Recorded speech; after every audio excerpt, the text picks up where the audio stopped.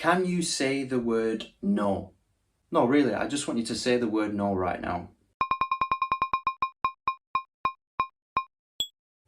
Congratulations, you've just spoken the most profitable word in the English dictionary. The two-letter word no carries a negative connotation and we all hesitate to say this word. But why? In this video I'm going to uncover why most of our problems arise from saying yes too early, not saying no soon enough. The most successful people on the planet, you name it, Elon Musk, Mark Zuckerberg, Bill Gates, Oprah Winfrey, have all mastered the art of saying no. Saying no is one of the most important skills you can develop. It's easier to pursue your interests, both personal and professional. To that end, it will boost your productivity, improve your relationships, and fill you with a sense of confident calm that may seem alien to you at this moment. As this book subtitle suggests, how to stand your ground, reclaim your time and energy, and refuse to be taken for granted without feeling guilty.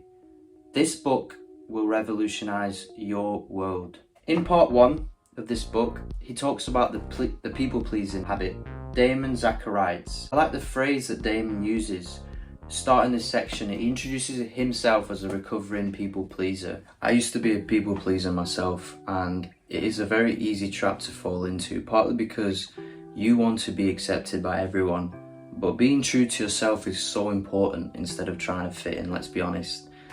The first thing to do if you're a people pleaser is set healthy boundaries. You can do this by stop making excuses. We make excuses in order to look good. People pleasing just doesn't work because if you try and please everyone, you'll please nobody. We often put others' needs and requests above our own, and that's where we go wrong. As the flight attendant announces in safety guidelines, put your oxygen mask on first and then help others. It's not only important we say no, and when we know when we need to say it, but also how we say it makes a difference and determines its acceptance. We need to be assertive but not aggressive. Assertiveness and aggression has a different meaning altogether. Damon in this book distinguishes assertiveness and aggression. What is assertiveness? Assertiveness is declaring your point of view without needing others' approval or validation. So long as you're being respectful and saying no with grace, how requesters react to it is neither in your control or your responsibility.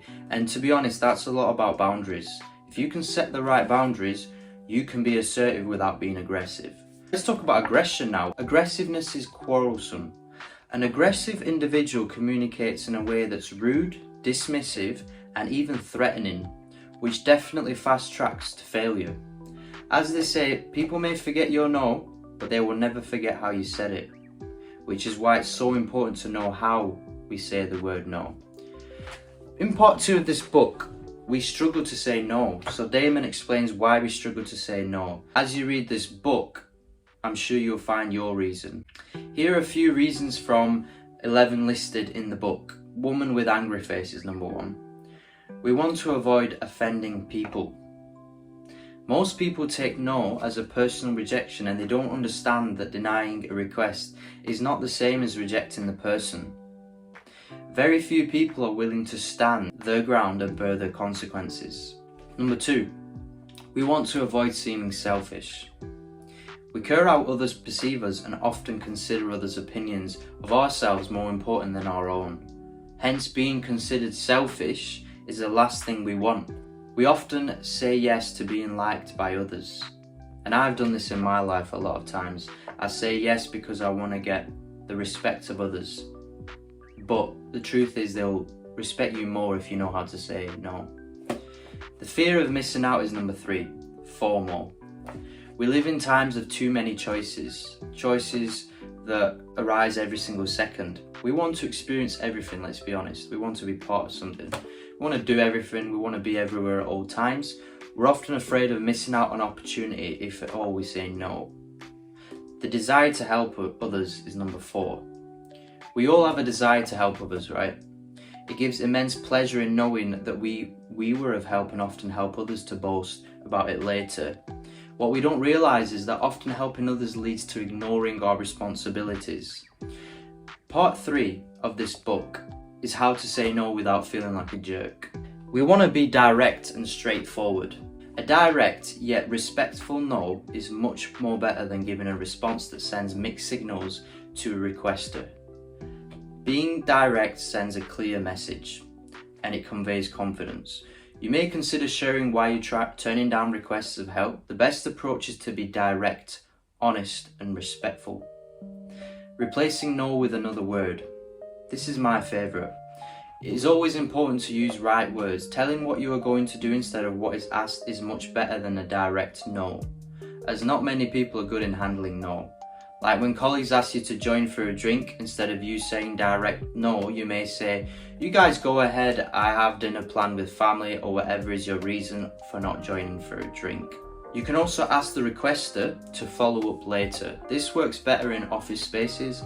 Instead of an outright no, you may ask the requester to ask, "Check later at a certain time to check if you can accommodate him." So essentially you're buying time here.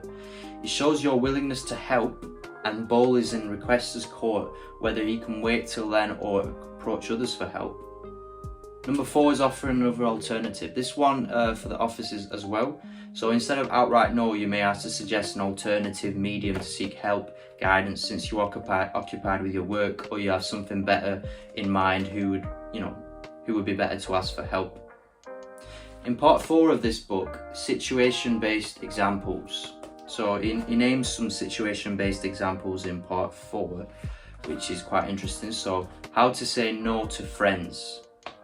As they say, friend in need is friend indeed. This makes it a real problem refusing to help friends, and boundaries with friends do get blurry. Yet it's important to set the right expectation and share your reason. A true friend will really understand your reason and respect your decision. How to say no to co-workers. As most of us spend 1/3 of our day at work, maintaining a healthy relation at office is prerequisite. Though with strategies given in part 2 would be of great help in turning down requests gracefully. Then finally, how to say no to ourselves. At any given moment or time, we're subject to temptations that threaten to consume our time, money, labour and other resources.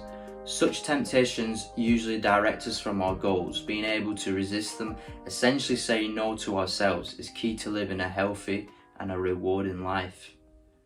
Guys, saying no is truly a profitable word, and this video is just to say that if you master the art of saying no and work out why you are actually struggling to say no, will help you 1,000 times to increase your life expectancy, essentially, because you're going to feel healthier, you're going to feel better, you're going to feel more peaceful. I'm not saying you're going to live 1,000 times longer, because that's impossible, but what I do promise you is if you master the art of saying no, you will be respected more, and you will find more time, and you will be a more healthier individual.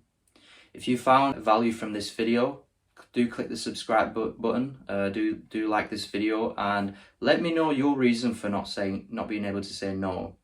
Is it because you struggle to set boundaries, or is it because you're afraid of what others would say, or is it because you're a people pleaser, which is a very common theme in our day and age? Saying no is truly profitable. Say it more, guys.